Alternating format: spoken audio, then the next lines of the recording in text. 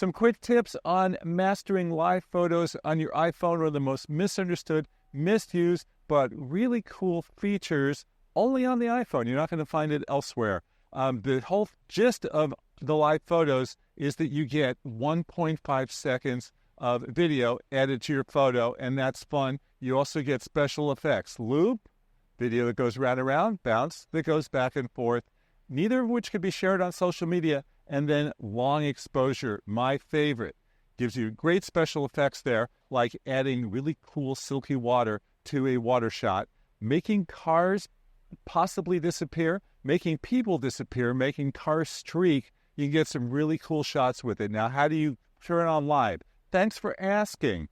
You will either make it standard within the camera mode by clicking the caret at the top of the screen and opening the camera mode menu where you can turn on live. Or at the top of the camera app, you have the choice of turning it on or off manually. Take your photo in live and then apply the effect by just going back and looking at the photo.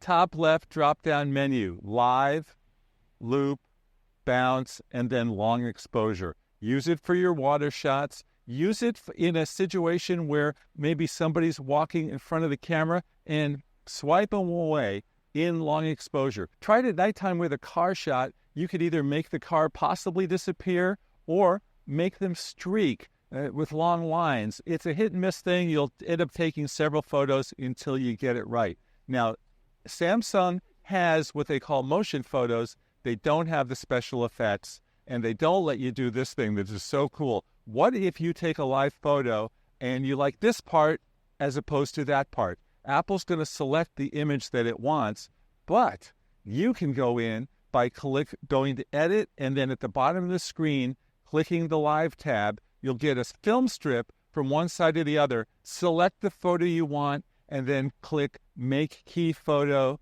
Done, and you've got it.